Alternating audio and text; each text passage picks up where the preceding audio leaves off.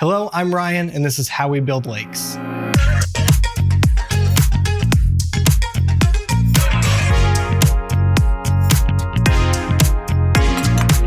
First things first, this is not a how-to on how you should be building your own pond. This is purely just to help you understand our process and how you can benefit from working with Bulletproof. In our last video, we went over the phone consultation where we go over your budget, timeline, and purpose. So that leads us into our next step, site evaluations and diagnostics. When you're ready to move forward, every project starts off with a site evaluation. This is the step where an estimator for our company comes out and meets with you on site, go over the project with you yet again, make sure we're fully on the same page, go over any big red flags that maybe we see right away, anything that might alter the project or things we need to start thinking about immediately. Remember, we do this every day. We have an eye for it, so being on site to meet with you and see the project in person is so extremely critical. There's gonna be stuff that's gonna come up that you're only gonna notice, or it's only gonna come up because we're on site and maybe we're prompting a question. Maybe, something happened like, oh man, look at that beaver over there. Yeah, that guy's been destroying our dam for the last 10 years. And then secondly, every good relationship starts with a face-to-face moment. We wanna make sure that you know that we know that you know that you're not working with Billy Bo Joe's uncle's cousin down the road. And they're like, yeah, buddy, I can go and build you a pond. I can go and dig you a hole. We want to make sure that you're meeting with an expert on an investment that's going to be with you for the rest of your life. The other thing we do during our site evaluations is the diagnostics. We do charge for our site evaluations and diagnostics. However, most other excavating companies don't do any diagnostics. We highly recommend collecting real-time data during this visit so that we can ensure that we're working off facts, not assumptions. So what kind of diagnostics would you need for your pond or lake?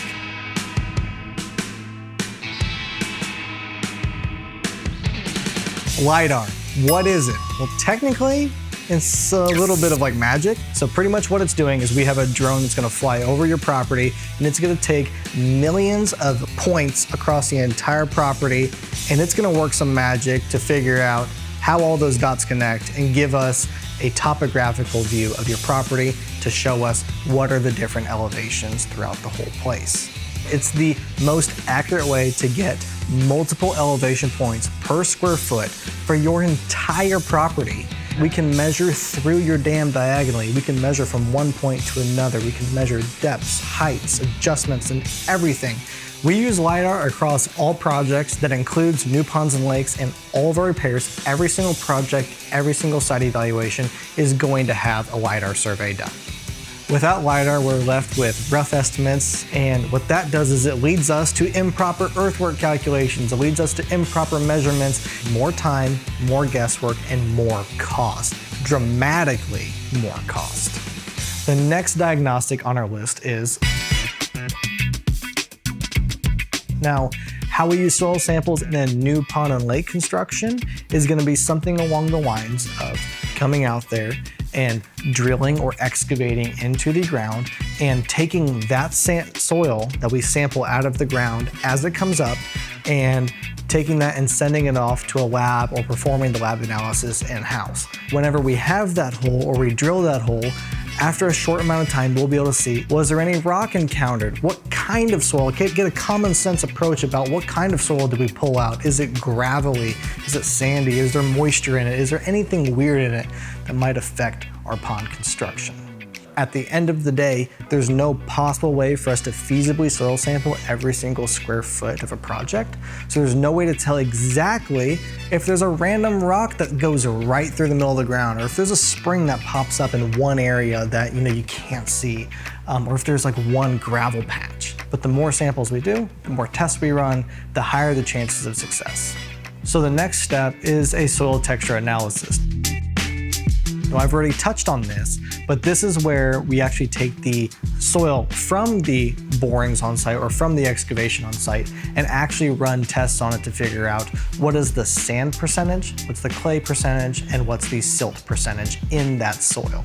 We're looking for clay that's very plasticky, something that forms a long ribbon, something that we can mold around, kind of like, think of potting clay. That's really the best clay we could possibly get. The soil characterization test is going to tell us on that spectrum, how low can we go? You know, if your soil, let's say, does a ribbon test and just falls off at some point and breaks easily, and that's gonna give us a pass or fail on how we could use it for building the pond or the lake.